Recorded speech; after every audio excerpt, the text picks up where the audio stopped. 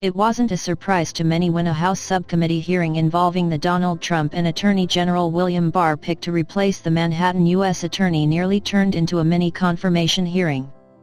The nominee was asked if he would recuse himself in ongoing investigations involving Donald Trump's allies, but he refused to answer.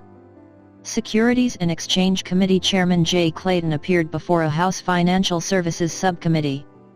Democrats began questioning him about being selected for the Manhattan prosecutor job and why former U.S. Attorney Geoffrey Berman was removed from the position. Clayton noted that a Senate confirmation hearing on his nomination would be way down the road. Representative Carolyn Maloney, D. New York, pushed him to commit, right here, to recusing yourself, but he refused to answer. What I will commit to do, which is what I commit to in my current job, is to approach the job with independence and to follow all ethical rules, said Clayton.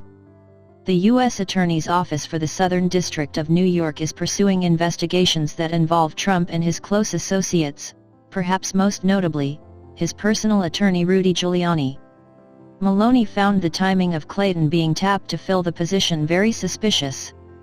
Late last Friday, Barr announced that Clayton was nominated to replace Berman, who was resigning, and that the U.S. Attorney in New Jersey would be filling in on an interim basis until Clayton was confirmed. However, Berman said he wasn't resigning, as he was determined to make sure important cases continue unimpeded. It wasn't clear if Barr had the authority to remove a U.S. attorney on his own. Donald Trump then jumped in and fired Berman.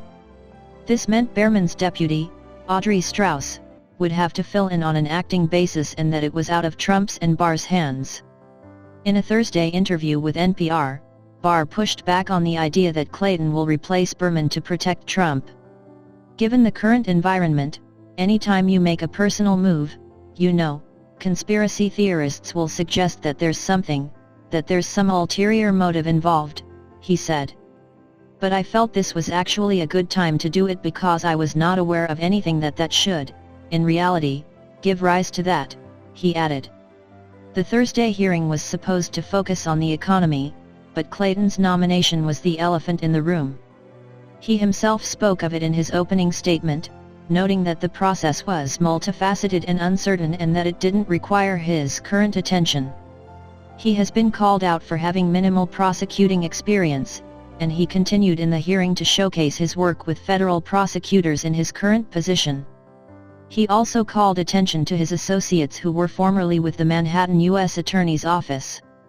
Many Democrats questioned Clayton on his role in turning over the position, whether he knew that Berman had never intended to step down, and when the possibility of him replacing Berman was first discussed. Clayton admitted that he brought it up with Trump and Barr the weekend before Berman was fired. He did not address whether he knew Berman would be forced out. He did, however, note he had been considering returning to New York with his family. Let me be clear about this issue, this was entirely my idea, he said. This is something I had been thinking about and talking about with others as to where I could go. Republicans came down on the Democrats in the panel for bringing the hearing to this point. Representative Brian Steil, RWI, added a reminder to his fellow lawmakers that they were not there for a confirmation hearing. If someone would like to participate in that, they are more than welcome to run for Senate. But Clayton may have wished he had the congressman on his side in the Senate. Lindsey Graham, RSC, the Senate Judiciary Chair, indicated after Clayton's nomination that he would honor the blue slip veto system. This gives home state senators a voice in which nominations are allowed to go forward. Democratic senators from New York are among others asking for Clayton to withdraw his name from consideration. Critics to his nomination are considering the many attempts to hamper investigations that affect Trump, his family, and his allies. The House Judiciary Committee is currently investigating the unprecedented politicization of the Justice Department, particularly efforts that directly include Barr. The panel has been considering whether to pursue impeaching him. House Speaker Nancy Pelosi, DCA, said Thursday she would not supporting impeaching him, noting that the focus of the Democrats instead will be on ensuring Trump's loss on Election Day. 131 days from now, we will have the solution to many problems, one of them being Barr, said the speaker in an interview.